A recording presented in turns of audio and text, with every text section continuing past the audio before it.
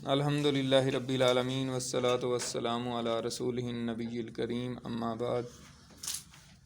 آج ہمارا سیرت النبی کا تیسرا لیکچر ہے، اور جو کتاب ہم پڑھنے جا رہے ہیں الرحیق المختوم،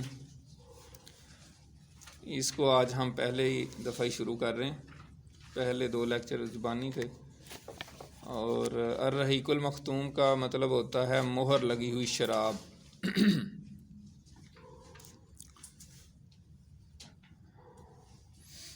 عرب محل وقوع اور قومیں۔ آج کا جو لیکچر ہے اس کا عنوان ہے اصل میں نبوت سے پہلے عرب کے حالات، یعنی یہ جاننا ضروری ہے کہ نبی اکرم صلی اللہ علیہ وآلہ وسلم نے آ کر کیا انقلاب برپا کیا، اور آپ کے آنے سے کیا تبدیلیاں اور کیا مثبت چیزیں ہوئیں۔ کسی بھی چیز کے پازیٹیو ہونے کا یا کسی بھی انقلاب کی سمجھ اس وقت ہی آ سکتی ہے جب آپ کو اس سے پہلے کے حالات کا پتہ ہو کہ وہاں پہ کیا چل رہا تھا، کیا حالات و واقعات تھے اور کیا معاملہ چل رہے تھے۔ تو یہاں سے شروع کرتے ہیں۔ بسم اللہ الرحمن الرحیم۔ عرب محل وقوع اور قومیں۔ سیرت نبوی صلی اللہ علیہ وسلم در حقیقت اس پیغام ربانی کے عملی پرتو سے عبارت ہے جسے رسول اللہ صلی اللہ علیہ وآلہ وسلم نے انسانی جمعیت کے سامنے پیش کیا تھا۔ یہ جس طرح ہم نے جو اپنے پمفلٹ وغیرہ چھاپے تھے اس میں بھی ہم نے لکھا تھا سیرت نبوی عملی قرآن، تو یہاں پہ بھی انہوں نے یہی بات کی ہے کہ سیرت نبوی در حقیقت اس پیغام ربانی کے عملی پرتو سے عبارت ہے، یعنی جو قرآن پاک پیغام ربانی سے کیا مراد ہے؟ جو قرآن پاک ہے پیغام ربانی، یعنی اللہ تعالیٰ کا جو پیغام ہے، سیرت النبی اسی کا عملی پہلو ہے،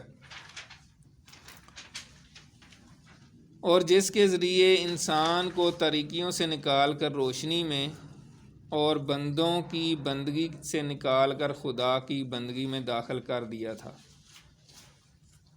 یہ بہت غور طلب ہے، آپ سارے معاملات اس سے پہلے ہی اس طرح کے نمٹا لیا کریں، یہ حاضری وغیرہ کے جو معاملات ہیں، کیونکہ ہمارا تو سارا صرف پڑھنے سے متعلق ہے نا، تو یہ جب تک خاموشی اور بالکل سکون نہیں ہوگا نا تو سمجھ نہیں آئے گی کہ ہم کیا پڑھ رہے ہیں۔ چونکہ اس سیرت طیبہ کی مکمل صورت گری ممکن نہیں جب تک کہ اس پیغام ربانی کے نزول سے پہلے کے حالات اور بعد کے حالات کا تقابل نہ کیا جائے۔ اس لیے اصل بحث سے پہلے پیش نظر باب میں اسلام سے پہلے کی عرب اقوام اور ان کے نشو و نما کی کیفیت بیان کرتے ہوئے ان حالات کا خاکہ پیش کیا جا رہا ہے جن میں رسول اللہ صلی اللہ علیہ وآلہ وسلم کی بعثت ہوئی تھی۔ بات سمجھ آ گئی سب کو کہ حضور پاک صلی اللہ علیہ وآلہ وسلم سے پہلے کے جو حالات ہیں ان کا پہلے تھوڑا سا خاکہ پیش کیا جائے گا، تھوڑا سا بتایا جائے گا کہ پہلے کیا کیا معاملات ہیں، یعنی مذہب کے کیا حالات تھے، لوگ اللہ کی عبادت کرتے تھے تو کیسے کرتے تھے، وہ کہتے تھے ہم دین ابراہیم کے پیرو ہیں، تو اس میں پھر کیا خرابیاں تھیں، ٹھیک ہے، اور اگر وہ عبادت کرتے تھے تو وہ کیا کرتے تھے، یعنی بتوں کی پوجا کرتے تھے، ان کے کیا کیا طریقے تھے، انہوں نے کیا کیا چیزیں کی ہوئی تھیں۔ اب جب ہم یہ پڑھتے جائیں گے نا تو ہمیں ساتھ ساتھ پھر قرآن کے ساتھ اس کی مطابقت بنتی جائے گی، 7 آیات آئیں گی، پھر ہمیں پتہ چلے گا حضور پاک سے پہلے کیا کیا ہو رہا تھا، اور قرآن پاک میں وہ ساری آیات آئی ہوئی ہیں، اور پھر آپ کو پتہ چلے گا اچھا ہاں یہ سیرت النبی میں ہم نے پڑھا تھا، یہ آیت وہ آئی ہے جو مشرکین جو ہے نا یہ بتوں کی پوجا کر رہے تھے، یا جانوروں کے کان کاٹ رہے تھے، یا مطلب اس طرح کی، اور بچیوں کو ذبح کر دیتے، دفنا دیتے تھے، اس طرح مختلف واقعات آئیں گے تو آپ کو اس سے پھر قرآن کے ساتھ مطابقت پیدا ہوتی جائے گی۔ تو سب سے پہلے عرب کا محل وقوع جو ہے نا انہوں نے بیان کیا ہے، یہ صفحہ نمبر آپ آ جائیں 42 پہ، تو اس پہ انہوں نے نقشہ دیا ہوا ہے، اس کو ہم دیکھ لیتے ہیں۔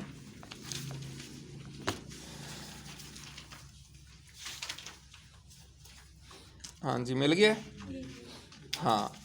تو عرب جو ہے جس کو عرب کہا جاتا ہے، عرب کا مطلب انہوں نے بتایا یہاں پہ، لفظ عرب کے لغوی معنی ہے صحرا اور بے آب و گیا زمین، یعنی جہاں عرب کا محل ہے وہ لکھا ہوا ہے نا، وہاں سے میں نے پڑھا ہے، اور نقشہ ادھر ہے۔ تو یہاں پہ نقشے میں دیکھیں آپ، وہاں پہ انہوں نے اس کی وضاحت کی ہے، لیکن نقشہ جب تک سامنے نہیں ہوگا نا آپ کو سمجھ نہیں آئے گی۔ تو نقشے میں سب سے پہلے ہے کہ آپ اس کا شمال اور جنوب پہلے دیکھ لیں، ٹھیک ہے نا، تو وہ آپ کو اس سے پہلے اندازہ ہوگا کہ آپ کی مغرب سائڈ کون سی ہے نا۔ تو مغرب سائڈ جو ہے وہ یہاں پہ ہے بحیرہ کلزم، ٹھیک ہے، یہ ایک بحیرہ ہے، سمندر ہے، اور جو بڑا لمبائی میں چلا گیا ہوا ہے، ٹھیک ہے، اور پھر اس کے تھوڑا درمیان میں گیپ ہے، پھر آگے بحیرہ روم ہے، ٹھیک ہے۔ تو ایک تو طرف سے سمندر نے عرب کو اس طرف سے گھیرا ہوا ہے، دوسری طرف جو یمن کی سائیڈ ہے وہ یہاں پہ نہیں لکھا ہوا، لیکن اس میں نقشے میں نہیں ہے، لیکن انہوں نے تفصیل میں لکھا ہوا ہے کہ یہ بحیرہ عرب اس کو کہتے ہیں، اور یہ اصل میں بحر ہند کا ہی پھیلاؤ ہے۔ یہ جہاں حضرموت لکھا ہوا ہے نا، ہاں، اس کے ساتھ ساتھ جو لائنوں میں جو سمندر دکھایا ہوا ہے نا، یہ بحیرہ عرب ہے، اور بحر ہند کا ہی اصل میں پھیلاؤ، یعنی بڑے پیمانے پہ تو بحر ہند اس کو کہتے ہیں، لیکن اس علاقے میں آگے سمندر کو بحیرہ عرب کہتے ہیں۔ اور آگے عمان ہے، اور پھر عمان کے ساتھ ساتھ جو ہے نا خلیج عربی ہے، اس کو خلیج فارس بھی کہتے ہیں، پہلے خلیج فارس کہتے تھے، اب انہوں نے خلیج عربی کہا ہوا ہے، تو وہ چلیں نام سے کوئی فرق نہیں پڑتا۔ تو ادھر سے ایک علاقہ کافی آگے تک جو ہے نا یہ سمندر نے یہ بھی گھیرا ہوا ہے، ٹھیک ہے۔ آگے پھر جو ہے نا دریائے دجلہ اور فرات ہیں، جو کہ دریا ہیں، وہ سمندر نہیں ہیں۔ تو یوں جو ہے یہ سارا جو اندر کا علاقہ ہے، یہ سارا کیا کہلاتا ہے؟ عرب۔ اور یہ کیا تھا؟ صحرا تھا، یہاں پہ کوئی زیادہ سبزہ نہیں تھا اور اس طریقے سے ہریالی نہیں تھی۔ تو یہ اس کی جو ہے نا جو باؤنڈریز ہیں وہ یہ ہیں۔ باقی اس کے اندر پھر کیا کیا قبائل ہیں وہ ہم تھوڑا سا پڑھ بھی لیتے ہیں تاکہ آپ کو تھوڑی سمجھ آ جائے۔ جیسے کہ میں نے بتایا لفظ عرب کے لغوی معنی ہیں، یعنی آپ پیج نمبر 33 پہ آ جائیں، دوبارہ 33 نمبر صفحے پہ جہاں سے شروع کیا تھا۔ لفظ عرب کے لغوی معنی ہے صحرا اور بے آب و گیا زمین۔ عہد قدیم سے یہ لفظ جزیرہ نمائے عرب اور اس میں بسنے والی قوموں پر بولا گیا ہے۔ عرب کے مغرب میں بحر احمر، اب یہاں بحر احمر لکھا ہوا ہے تو یہ بحر کلزم کو ہی بحر احمر کہتے ہیں، ٹھیک ہے، جو میں نے بتایا تھا وہ لمبا سا جو ہے، اور جزیرہ نمائے سینا ہے، اس بحر احمر سے دوسری طرف جزیرہ نمائے سینا ہے۔ مشرق میں خلیج عرب اور جنوبی عراق کا ایک بڑا حصہ ہے، جنوب میں بحر عرب ہے جو در حقیقت بحر ہند کا پھیلاؤ ہے، شمال میں ملک شام اور کسی قدر شمالی عراق ہے، ان میں سے بعض سرحدوں کے متعلق اختلاف بھی ہے۔ کل رقبے کا اندازہ 10 لاکھ سے 13 لاکھ مربع میل تک کیا گیا ہے۔ جزیرہ نمائے عرب طبعی اور جغرافیائی حیثیت سے بڑی اہمیت رکھتا ہے۔ اندرونی طور پر یہ ہر 4 جانب سے صحرا اور ریگستان سے گھرا ہوا ہے، جس کی بدولت یہ ایسا محفوظ قلعہ بن گیا ہے کہ بیرونی قوموں کے لیے اس پر قبضہ کرنا اور اپنا اثر و نفوذ پھیلانا سخت مشکل ہے۔ یہ بڑا اہم پوائنٹ ہے سمجھنے کے لیے کہ حضور پاک سے پہلے بھی کسی بھی، حالانکہ سپر پاورز تھیں اس وقت، ایران اور روم، یعنی کیسر اور کسرا کی جو سلطنتیں تھیں، سپر پاور جو تھیں، وہ اس پہ قبضہ نہیں کر سکی، حالانکہ ان کے قریب تھا۔ وجہ کیا تھی کہ ہر طرف صحرا ہی تھا، ان کو کیا پڑی تھی ایسے ہی جنگل میں، صحرا میں، ریت کے علاقے میں جائیں، تو ان کو کوئی اس میں اٹریکشن نہیں نظر آئی۔ اسی وجہ سے آگے انہوں نے یہی لکھا ہوا ہے، یہی وجہ ہے کہ کلب جزیرۃ العرب کے باشندے عہد قدیم سے اپنے جملہ معاملات میں مکمل طور پر آزاد و خود مختار نظر آتے ہیں، حالانکہ یہ ایسی 2 عظیم طاقتوں کے ہمسایہ تھے کہ اگر یہ ٹھوس قدرتی رکاوٹ نہ ہوتی تو ان کے حملے روک لینا باشندگان عرب کے بس کی بات نہ تھی۔ ظاہر ہے وہ سپر پاور تھے اور وہ ان کے پاس تو اتنا وہ چیزیں نہیں تھیں، تو ان کے لیے مشکل تھا۔ بیرونی طور پر جزیرہ نمائے عرب پرانی دنیا کے تمام معلوم بر اعظموں کے بیچوں بیچ واقع ہے اور خشکی اور سمندر دونوں راستوں سے ان کے ساتھ جڑا ہوا ہے۔ اس کا شمال مغربی گوشہ بر اعظم افریقہ میں داخلے کا دروازہ ہے، شمال مشرقی گوشہ یورپ کی کنجی ہے، مشرقی گوشہ ایران، وسط ایشیا اور مشرق بعید کے دروازے کھولتا ہے، اور ہندوستان اور چین تک پہنچاتا ہے۔ اسی طرح ہر بر اعظم سمندر کے راستے بھی جزیرہ نما عرب سے جڑا ہوا ہے، اور ان کے جہاز عرب بندرگاہوں پر براہ راست لنگر انداز ہوتے ہیں۔ یعنی دنیا کے ساتھ عرب کا تعلق ہر لحاظ سے، خشکی کے ساتھ بھی تعلق قائم ہو سکتے ہیں اور سمندر کے ذریعے بھی، یعنی بحری تجارت بھی ہو سکتی ہے اور خشکی کے ذریعے بھی ہو سکتی ہے۔ اس جغرافیائی محل وقوع کی وجہ سے جزیرۃ العرب کے شمالی اور جنوبی گوشے مختلف قوموں کی اماجگاہ اور تجارت و ثقافت اور فنون و مذاہب کے لین دین کا مرکز رہ چکے ہیں، یعنی ان کے جو شمالی اور جنوبی گوشے ہیں۔ اب آگے آ گیا قومیں جو ہیں، یہاں پہ عرب میں قومیں کون کون سی آباد ہیں۔ محل وقوع بھی ٹھیک ہے، آپ تھوڑا سا آئیڈیا لے لیں، لیکن اب جو ہم پڑھنے لگے ہیں کہ عربوں میں کون کون سی قومیں آباد تھیں، یہ اتنا اہم ہے، سیرت النبی میں اتنا اہم ہے۔ آپ کوئی بھی کتاب پڑھیں گے نا، آپ قرآن پڑھیں، حدیث پڑھیں، تفسیر پڑھیں، سیرت النبی پڑھیں، جب تک آپ کو ان قوموں کا نہیں پتہ چلے گا نا کہ ان کا اصل کیا ہے، کس طرح سے بنے، کس طرح خاندان بنے، تو آپ کو سمجھ نہیں آئے گی کہ یہ کیا بات ہوتی ہے۔ اب ابو جہل کے بارے میں کہا جائے گا وہ بنو مخزوم سے تھا، تو آپ کو کہیں گے یہ کیا ہوتا ہے، ٹھیک ہے، اور فلاں جو ہے وہ بنو طے سے تھا، ٹھیک ہے، فلاں جو ہے کنانہ سے تھا۔ تو جب تک خاندانوں کی، قبائل کی آپ کو اصل کا نہ پتہ چلے کہ کس طریقے سے ان کا تعلق تھا، تو آپ کو سیرت النبی کی سمجھ نہیں آتی۔ تو آج ہم اس لیے یہ ساری چیزیں پڑھیں گے نا، تو پھر آپ کو ہر واقعے کے ساتھ ایک تعلق بنے گا کہ ہاں یار یہ اس طرح پڑھا تھا ہم نے۔ سب سے پہلے عرب قومیں، مورخین نے نسلی اعتبار سے عرب اقوام کی 3 قسمیں قرار دی ہیں۔ نمبر 1 عرب بائدہ، یعنی وہ قدیم عرب قبائل اور قومیں جو بالکل ناپید ہو گئیں اور ان کے متعلق ضروری تفصیلات بھی دستیاب نہیں، مثلا قوم عاد، قوم سمود، تسم، جدیس، عمالقہ وغیرہ۔ یعنی یہ قرآن مجید میں تو ان کا ذکر آتا ہے، قوم عاد کا، قوم سمود کا۔ اب دیکھیں نا قرآن کے ساتھ اب لنک پیدا ہو رہا ہے، قرآن مجید میں بار بار آئے گا قوم عاد، قوم سمود، لیکن وہ قومیں تباہ ہو گئی مکمل طور پہ۔ اب دنیا میں کوئی بھی قوم عاد کا بندہ نہیں بچا ہوا اور نہ قوم سمود کا بچا ہوا ہے، لیکن قرآن پاک بتاتا ہے کہ انہوں نے ہمارا حکم نہیں مانا تو ہم نے تباہ کر دیا۔ تو یہاں سے آپ کا تعلق قرآن مجید سے قائم ہونا شروع ہو گیا۔ اچھا، یہ قومیں تو بالکل ختم ہو گئیں۔ اب اس کے بعد دوسرے نمبر پہ عرب عاربہ، یعنی وہ عرب قبائل جو یارب بن یشجب بن قحطان کی نسل سے ہیں، انہیں قحطانی عرب کہا جاتا ہے۔ اور تیسری قسم ہے عرب مستعربہ، یعنی وہ عرب قبائل جو حضرت اسماعیل علیہ السلام کی نسل سے ہیں، انہیں عدنانی عرب کہا جاتا ہے۔ اب انہی کی ساری بات جو ہے نا آگے چلتی جائے گی۔ اب عرب عربہ کی تفصیل تھوڑی سی پڑھ لیتے ہیں۔ عرب عربہ یعنی قحطانی عرب کا اصل گہوارہ ملک یمن تھا۔ یہ اصل ملک یمن کے رہنے والے تھے جو قحطانی عرب تھے۔ یہیں ان کے خاندان اور قبیلے مختلف شاخوں میں پھوٹے، پھیلے اور بڑھے۔ ان میں سے 2 قبیلوں نے بڑی شہرت حاصل کی، نمبر 1 ہمیر اور نمبر 2 کہلان۔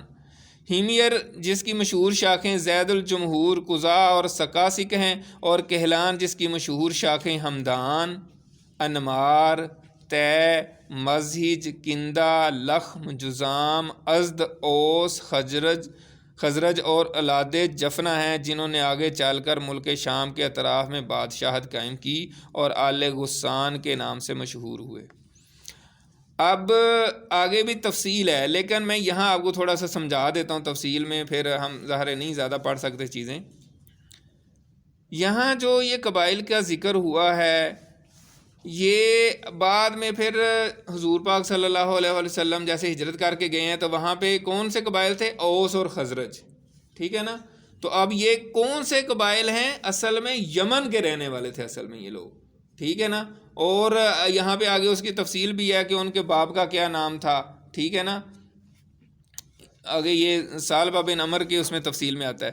تو اسی طرح باقی قبائل جو ہیں، کندہ ہے، صحابہ کرام میں کئی صحابی ہیں جن کا نام کے ساتھ کندی لکھا ہوگا، اور بعض جو ہے نا لوگوں کا کہنا ہے، جیسے ہمارے میاں والی کے پاس کندیاں ایک مشہور قصبہ ہے، تو وہ کہتے ہیں یہ اصل میں کندی سے ہی کندی، مطلب ظاہر دوسرے ملکوں میں جا کے زبان کے فرق سے تبدیلی آ جاتی ہے، تو وہ کہتے ہیں یہ وہی کندی جو بہت پرانا یعنی قبائل تھے وہی اسی کا نام ہے لیکن تبدیل ہو گیا ہوا ہے.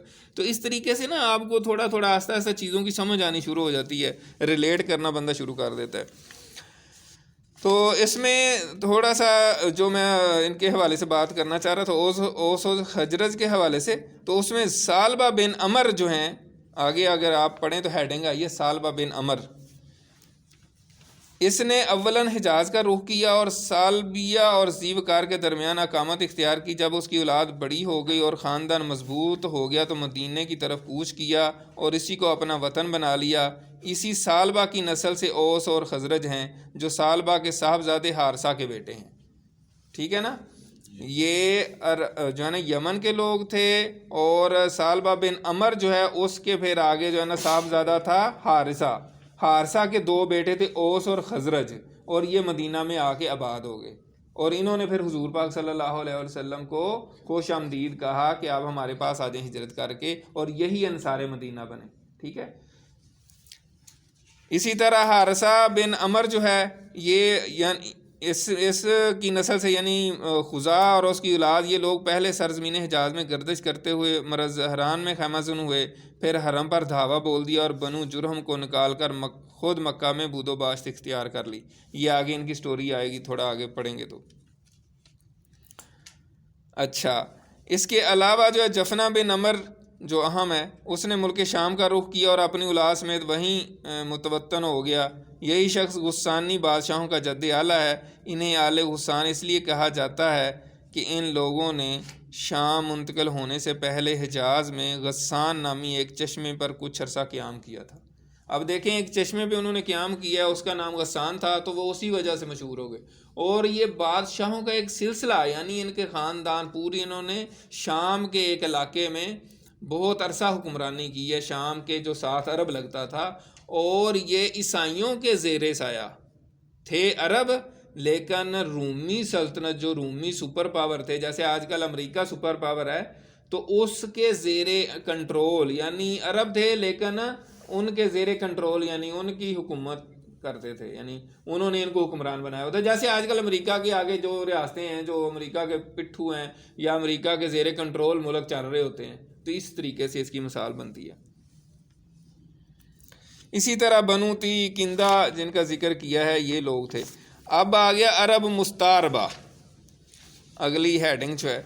تو ان کے جد اعلیٰ سیدنا ابراہیم علیہ السلام, جیسے ہم نے پڑھا کہ عرب مستعربہ حضرت اسماعیل کی اولاد کو کہا جاتا ہے, تو ان کے جد اعلیٰ سیدنا ابراہیم علیہ السلام اصلاً عراق کے ایک شہر ار کے باشندے تھے. یہ شہر دریائے فرات کے مغربی ساحل پر کوفے کے قریب واقع تھا. اس کی کھدائی کے دوران جو کتبات برآمد ہوئے ہیں ان سے اس شہر کے متعلق بہت سی تفصیلات منظر عام پر آئی ہیں, اور حضرت ابراہیم علیہ السلام کے خاندان کی بعض تفصیلات اور باشندگان ملک کے دینی اور اجتماعی حالات سے بھی پردہ ہٹا ہے. یہ معلوم ہے کہ حضرت ابراہیم علیہ السلام یہاں سے ہجرت کر کے شہر حران تشریف لے گئے تھے, اور پھر وہاں سے فلسطین جا کر اسی ملک کو اپنی پیغمبرانہ سرگرمیوں کا مرکز بنا لیا تھا, اور دعوت و تبلیغ کے لیے یہاں سے ہی اندرون و بیرون ملک آیا جایا کرتے تھے. ٹھیک ہے. تو پھر آگے پھر وہ تفصیل ہے جو ہم سنتے رہتے ہیں کہ حضرت ابراہیم علیہ السلام اپنی بیوی سارہ رضی اللہ تعالیٰ عنہ کے ساتھ جو ہے نا مصر گئے, اور پھر وہاں کے بادشاہ جو ہے اس کی نیت خراب ہو گئی, اور وہ جو ہے نا اس نے ان کے ساتھ جو ہے نا بدتمیزی کرنے کی کوشش کی, لیکن انہوں نے دعا کی حضرت سارہ نے, تو وہ ادھر ہی شل ہو گیا. پھر اس نے نیت کی, پھر انہوں نے دعا کی, پھر وہ ادھر ہی ساکت ہو گیا, جم گیا یا شل ہو گیا. تو وہ اس نے کہا کہ یہ واقعی کوئی اللہ کی خاص بندی, تو اس نے پھر اپنی بیٹی کو جو ہے نا تحفتاً پیش کر دیا. اب پہلے ہم بھی پڑھا کرتے تھے چھوٹے ہوتے کہ لونڈی ہاجرہ نا, لیکن محققین نے اس پہ تحقیق کی ہے, خاص طور پہ سید سلیمان جو ہے نا انہوں نے منصور پوری نے اس پہ ریسرچ کی ہے, اور ان کی جو رحمت للعالمین سیرت النبی کی کتاب ہے اس پہ انہوں نے ثابت کیا ہے کہ یہ لونڈی نہیں تھی, یہ اس بادشاہ کی بیٹی تھی ہاجرہ. اور ہاجرہ بھی لفظ بیسیکلی حجر ہے, اور انگلش میں ہیگر اس کو کہتے ہیں, عربی میں حجر کہتے ہیں, لیکن اردو میں کیونکہ ہم ہاجرہ اب غلط العام ہو گیا ہوا ہے تو اسی لیے حاجرہ ہی کہتے ہیں. تو وہ انہوں نے اپنی بیٹی پیش کر دی اس بادشاہ نے، تو پھر حضرت سارہ نے وہ ان کی شادی جو ہے نا حضرت ابراہیم سے کر دی، تو ان سے پھر حضرت اسماعیل علیہ السلام پیدا ہوئے۔ اور پھر حضرت اسماعیل علیہ السلام اور حضرت ہاجرہ کو، جیسے پہلے بھی ہم نے اشارتاً بات کی تھی، اللہ کے حکم سے حضرت ابراہیم علیہ السلام ان کو مکہ پہ، جہاں پہ اس وقت کوئی چیز نہیں تھی، بے آب و گیا جنگل تھا، کوئی پانی نہیں تھا، کھانے کو کچھ نہیں تھا، وہاں پہ چھوڑ کے چلے گئے۔ تو اس میں جو خاص طور پہ سبق ہے، پہلے بھی شاید ذکر ہوا تھا، وہ یہ ہے کہ حضرت ہاجرہ رضی اللہ تعالیٰ عنہا جو تھیں، انہوں نے پیچھے بار بار جا کے حضرت ابراہیم کے پوچھا کہ آپ ہمیں یہاں جنگل میں چھوڑ کے جا رہے ہیں۔ تو ایک دفعہ پوچھا، دو دفعہ پوچھا، پھر انہوں نے آخری دفعہ یہ پوچھا کہ کیا آپ اللہ کے حکم سے چھوڑ کے جا رہے ہیں؟ تو حضرت ابراہیم نے کہا کہ ہاں۔ تو انہوں نے کہا کہ پھر اللہ تعالیٰ ہمیں ضائع نہیں کرے گا۔ تو یہ سیرت النبی پڑھنے کا مقصد یہ نہیں ہے کہ ایک ہم بس سٹوری پڑھ رہے ہیں اور پڑھتے پڑھتے آگے چلے جائیں، نہیں، ہمارا انشاءاللہ تعالیٰ مقصد یہ ہوگا کہ ہم جو کچھ پڑھیں اس میں سے سوچیں گے اس میں سے ہم نے کیا سیکھا ہے۔ سیرت النبی ہم اس لیے پڑھیں گے کہ ہم اس میں سے کچھ سیکھیں، اپنے کردار کو بہتر کرنے کے لیے اور اپنی چیزوں کو بہتر کرنے کے لیے۔ ایک تو یہ ہے، دوسرا یہ ہے کہ جیسے میں نے بارہا بات کی ہے کہ قرآن مجید کے ساتھ اس کا تعلق جو ہے نا وہ ہم نے قائم کرنا ہے، یعنی سیرت النبی پڑھتے جائیں، ساتھ ساتھ ہمارا قرآن مجید کے ساتھ تعلق بھی قائم ہوتا جائے۔ اب یہ حضرت سارہ کی، حضرت ہاجرہ کی وہ ساری صحیح سارا کچھ جو ہے وہ بھی قرآن مجید میں ذکر ہے کہ اللہ تعالیٰ نے سارا حکم دیا کہ اس طرح سے صحیح کریں۔ تو یہ سارا واقعہ جو ہے نا وہ یہاں تک ہم پڑھیں کہ وہ جو ہے نا زمزم کا چشمہ پھوٹ پڑا اور ایک عرصہ تک کے لیے سامان رزق اور متاع حیات بن گئی، یعنی وہی پورا واقعہ جو ہے نا یہاں پہ ختم ہو جاتا ہے، یہ 37 پیج پہ جہاں پہ 4 نمبر لکھا ہوا ہے، یہاں پر آپ پہنچ جائیں۔ پھر اس کے بعد ہم پڑھتے ہیں، کچھ عرصے بعد یمن سے ایک قبیلہ آیا، یعنی یہ واقعہ میں نے مختصراً بیان کر دیا۔ پھر آب زمزم کا جو ہے نا حضرت اسماعیل اور حضرت ہاجرہ کو چھوڑ گئے، پھر وہ پانی کی تلاش میں نکلیں اور پھر جو ہے نا وہ ان کی ایڑی سے یا جبرائیل نے پار مارا، پھر چشمہ پھوٹ پڑا، زمزم انہوں نے کہا۔ تو وہ واقعہ جو ہے نا وہ تفصیلاً میں نے اس لیے نہیں بیان کیا، آپ سب نے سنا ہوتا ہے۔ اچھا، کچھ عرصے بعد یمن سے ایک قبیلہ آیا، یہ آپ پہنچ گئے نا جہاں سے پڑھ رہے ہیں، 37 نمبر صفحہ پہ یہ جو 4 لکھا ہوا ہے نا اس کے بعد جو لائن ہے، کچھ عرصے بعد یمن سے ایک قبیلہ ہے جسے تاریخ میں جرہم ثانی کہا جاتا ہے یا جرہم کہا جاتا ہے۔ یہ قبیلہ اسماعیل علیہ السلام کی ماں سے اجازت لے کر مکہ میں ٹھہر گیا۔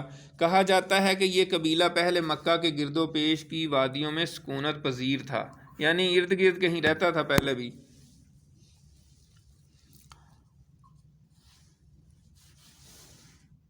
صحیح بخاری میں اتنی صراحت موجود ہے کہ رہائش کی غرض سے یہ لوگ مکہ میں حضرت اسماعیل علیہ السلام کی آمد کے بعد اور ان کے جوان ہونے سے پہلے وارد ہوئے تھے، لیکن اس وادی سے ان کا گزر اس سے پہلے بھی ہوا کرتا تھا۔ ٹھیک ہے، یہ بخاری شریف کی حدیث ہے جس میں یہ واقعہ بیان ہوا ہے، تو اس طرح آپ کا حدیث کے ساتھ بھی تعلق ساتھ ساتھ قائم ہوگا۔ حضرت ابراہیم علیہ السلام اپنے متروکات کی نگہداشت کے لیے، متروکات یعنی اپنی بیوی بچوں کو دیکھنے کے لیے وقتاً فوقتاً مکہ تشریف لایا کرتے تھے، لیکن یہ معلوم نہ ہو سکا کہ اس طرح ان کی آمد کتنی بار ہوئی۔ البتہ تاریخی ماخذ میں 4 بار ان کی آمد کی تفصیلات محفوظ ہیں جو یہ ہیں۔ اب میں یہ زبانی آپ کو بیان کر دیتا ہوں، پھر وہی بات ہے کہ پڑھنے سے ٹائم بہت زیادہ خرچ ہوتا ہے۔ تو حضرت ابراہیم علیہ السلام نے سب سے پہلے تو خواب میں دیکھا کہ وہ اپنے بیٹے کو ذبح کر رہے ہیں، تو وہ بھی قرآن پاک میں پورا واقعہ ہے۔ تو انہوں نے وہ مکہ آئے اور اپنے بیٹے سے کہا، تو انہوں نے کہا ٹھیک ہے، آپ، وہ قرآن مجید میں ہی ہے نا کہ ففل ما تؤمر، جو آپ کو حکم ہوا ہے وہ آپ کر گزریے۔ اور اس پہ علامہ اقبال رحمۃ اللہ علیہ نے شعر بھی کہا ہوا ہے نا کہ یہ مکتب کی کرامت تھی، یہ فیضان نظر تھا کہ مکتب کی کرامت تھی، سکھلائے کس نے اسماعیل کو آداب فرزندی۔ ٹھیک ہے نا، تو آداب فرزندی، بچوں کی تربیت، یہ کالجوں یونیورسٹیوں میں نہیں ہوتی، آپ کو کرنی پڑتی ہے۔ اور یہ ہمارا جو انسٹیٹیوٹ ہے، جو ہم جس مقصد کے لیے بیٹھے ہیں، یہی مقصد ہے کہ ہم اپنی اولادوں کی، نوجوانوں کی تربیت کریں، کہ بڑوں کا کہنا ماننا چاہیے، بڑوں کا احترام کرنا چاہیے، ٹھیک ہے نا. اب تو دنیا کسی اور طرف جا رہی ہے. تو حضرت اسماعیل علیہ السلام جو ہے وہ کسی یونیورسٹی میں نہیں پڑھے تھے، کسی کالج میں نہیں پڑھے تھے، لیکن انہوں نے کہا جی والد صاحب میرے پیارے ابا جان، جو اللہ نے آپ کو حکم دیا نا آپ کریں. انہوں نے کہا میں تمہاری گردن پہ چھری چلاؤں گا، تمہیں ذبح کروں گا، مجھے یہ حکم ہوا ہے. انہوں نے کہا ٹھیک ہے. آج تو باپ گئے نا کہ یار میں تمہارا ناخن اتنا سا کاٹ لوں، تو وہ کہے گا کہ وہ آگے سے بولنا شروع ہو جائے گا. تو یہ زمین و آسمان کا فرق کیسے پڑ گیا ہے؟ اصل میں ہم دین سے دور ہوتے جا رہے ہیں، تو اس وجہ سے یہ سارے پرابلمس ہو رہے ہیں. اب تو کوئی اولاد بات ہی نہیں سننے کو تیار نہیں ہے، اور مطلب بہت زیادہ مسائل ہیں. تو اس وجہ سے میری یہ سب سے آپ سے ریکویسٹ بھی ہے، آپ سب اپنے بھائیوں کو لے کر آئیں، کزنز کو لے کر آئیں، جس کی جو بڑے ہیں جن کی اولاد ہے، اپنے نوجوان بچوں کو، مطلب جو بھی لوگ ہیں نا ان کو اس طرف اٹریکٹ کریں، ان کو لے کر آئیں اس طرف، تاکہ آہستہ آہستہ نا چیزیں سنیں گے. بندہ جو سنے گا، جتنی پازیٹیو سنتا ہے بندہ، اچھی باتیں سنتا ہے، کچھ نہ کچھ تو اثر ہوتا ہی ہے، ٹھیک ہے نا. اور جو اور چیزیں سنیں کہ ٹھیک ہے یار کچھ نہیں ہوتا، تمہارا باپ ہی ہے نا، تمہارا باپ بھی ایسا ہے، نعوذ باللہ، ٹھیک ہے نا، تو وہ پھر گھر میں آ کے ایسے ہی کرے گا. سمجھ رہے ہیں میری بات؟ تو یہ سیرت النبی پڑھنے کا مقصد یہ نہیں ہے ہمارا کہ بس ٹھیک ہے آپ لگے ہیں اور بس ایسے ہی یار وہ بس تھوڑی دیر باتیں سی کرتے ہیں، بس سن کے آ جاتے ہیں. یہ مقصد نہیں ہے ہمارا. ہمارا مقصد یہ ہے کہ آپ اچھی یہ حضور پاک کی باتیں سنیں اور ان پر عمل کریں. تو ابھی تو یہ صرف حضور پاک کے آباء و اجداد کی باتیں ہو رہی ہیں. خیر، تو انہوں نے کہا جی ٹھیک ہے. ایک تو یہ واقعہ ہوا، پھر اللہ تعالیٰ نے مینڈا بھیج دیا، پھر وہ حضرت ابراہیم نے وہ ذبح کیا. تو وہ ایک تو یہ بات تھی. دوسرا یہ ہے کہ پھر ایک دفعہ اور حضرت ابراہیم علیہ السلام آئے اور پتہ کیا تو حضرت اسماعیل علیہ السلام گھر پہ موجود نہیں تھے. تو بیوی سے پوچھا، انہوں نے کہا کہ کہیں گئے ہوئے ہیں جنگل میں شکار کرنے. تو انہوں نے کہا کہ بیٹا کیسا گزر بسر ہو رہا ہے اپنی بہو سے، اپنے بیٹے کی بیوی سے. تو انہوں نے کہا جی حالات تو بڑے خراب ہیں اور بہت تنگ ہیں، کیا زندگی ہے یہ جینا ہے. یعنی اس طرح انہوں نے ناشکری کی باتیں کی. تو حضرت ابراہیم علیہ السلام نے کہا ٹھیک ہے، وہ اسماعیل آئیں تو ان کو میرا پیغام دے دینا کہ اپنی چوکھٹ بدل لے. اب ان کو کیا پتا تھا، یہ تو باپ اور بیٹے کے کوڈ ورڈ تھے. اپنے ایک جو ہوتی ہے نا، جو اپنے تہذیب ہوتی ہے، اپنا کلچر ہوتا ہے، اپنا خاندان ہوتا ہے، اس میں ایک بات جو ہے ان کو پتہ ہوتی ہے، دوسروں کو نہیں پتہ ہوتی کہ اس کا کیا مطلب ہے. تو حضرت اسماعیل علیہ السلام جب گھر آئے تو انہوں نے کہا کوئی بزرگ کوئی آئے تھے. یہ بھی دیکھیں روحانیت ہے نا، وہ آ کے چلے بھی گئے، لیکن انہوں نے کہا کہ کوئی آئے تھے بزرگ یا کوئی. تو انہوں نے کہا ہاں ایک بزرگ سے آئے تھے. تو انہوں نے کہا کوئی انہوں نے پیغام دیا. انہوں نے کہا ہاں. انہوں نے کہا تھا کہ چوکھٹ بدل لینا گھر کی. انہوں نے کہا کہ اس کا مطلب ہے طلاق دو، تم بس جاؤ اپنے گھر. اور اس کو طلاق دے دی. اور پھر یہی جرہم قبیلہ جو یمن سے آیا تھا، حضرت اسماعیل کی والدہ حضرت حاجرہ سے اجازت لے کے مکہ میں آباد ہوا تھا، اس کے سردار کی بیٹی جو تھی، ٹھیک ہے نا، اس سے پھر حضرت اسماعیل کی شادی ہوئی اور اس سے پھر 12 بیٹے پیدا ہوئے. ٹھیک ہے نا. تو یہ دوسرا واقعہ ہے. اس کے بعد پھر تیسرے میں یہی تھا کہ پھر وہ تیسرا دفعہ جب حضرت ابراہیم آئے تو پھر وہ اس کی بیٹی سے شادی ہو چکی تھی. جرہم قبیلے کے سردار مزاز اس کا نام تھا. تو اس سے پوچھا کہ ہاں بیٹا کیا حالات ہیں، کیسے؟ اس نے کہا اللہ کا شکر ہے بہت زبردست زندگی جا رہی ہے، گوشت کھاتے ہیں اور پانی پیتے ہیں، زمزم پیتے ہیں، بڑا مزہ ہے، بہت زبردست زندگی ہے، اللہ کا لاکھ لاکھ شکر ہے، بہترین جا رہا ہے، کوئی مسئلہ نہیں ہے. تو حضرت ابراہیم نے کہا کہ بس اس وقت بھی ملاقات نہیں ہوئی. حضرت اسماعیل اس وقت بھی کہیں گئے ہوئے تھے. تو انہوں نے کہا کہ میرے بیٹے سے مطلب بیٹا بھی نہیں کہا، انہوں نے کہا کہ اس کو پیغام دے دینا کہ اپنی چوکھٹ برقرار رکھیں کہ یہ ٹھیک ہے. تو حضرت اسماعیل آئے اور انہوں نے بتایا ان کی وائف نے. تو انہوں نے کہا کہ میں سمجھ گیا ہوں. انہوں نے کہا کہ تم یہ اچھی بیوی ہے. تو یہ تیسرا واقعہ ہے ان کے مکہ آنے کا. رہتے کہاں پہ تھے حضرت ابراہیم؟ فلسطین میں، جو فلسطین آج بھی جہاں پہ اسرائیل نے قبضہ کیا ہوا ہے کچھ علاقے پہ، وہ سارا علاقہ جو ہے وہ فلسطین کہلاتا تھا. پھر جو چوتھی دفعہ آئے ہیں تو پھر اللہ تعالیٰ نے حکم دیا تھا کہ آپ نا میرے گھر کی تعمیر کریں. ٹھیک ہے نا. 12 بیٹوں کی بات ہوئی تو اس میں تھوڑا سا ہم پڑھ لیتے ہیں. یہ صفحہ نمبر 39 پہ 9 نمبر لکھا ہوا ہے. یہ جو 39 پیج پہ نا یہ جو لگا کے مارک کیا، ہاں دوسرا پیراگراف میں نا، اللہ تعالیٰ نے مزاج کی صاحبزادی سے اسماعیل علیہ السلام کو 12 بیٹے عطا فرمائے، جن کے نام یہ ہیں: نابت، نابت یا نبایوت، کیدار، ادبائل اور مبشام، مشمع، دوما، میشا، حدد، تیمہ، یتور، نفیس، کیدمان. یہ 12 بیٹے جو ہیں نا ان کے تھے. ان 12 بیٹوں سے 12 قبیلے وجود میں آئے اور سب نے مکہ ہی میں بود و باش اختیار کی. ان کی معیشت کا دار و مدار زیادہ تر یمن اور مصر و شام کی تجارت پر تھا. بعد میں یہ قبائل جزیرۃ العرب کے مختلف اطراف میں بلکہ بیرون عرب بھی پھیل گئے اور ان کے حالات زمانے کی دویز تاریکیوں میں دب کر رہ گئے. صرف نابت اور کیدار کی اولاد اس گمنامی سے مستثنا ہے، یعنی یہ بچ گئے گمنامی سے، باقی سارے گم ہو گئے. تو یہاں سے پھر انشاءاللہ تعالی ہم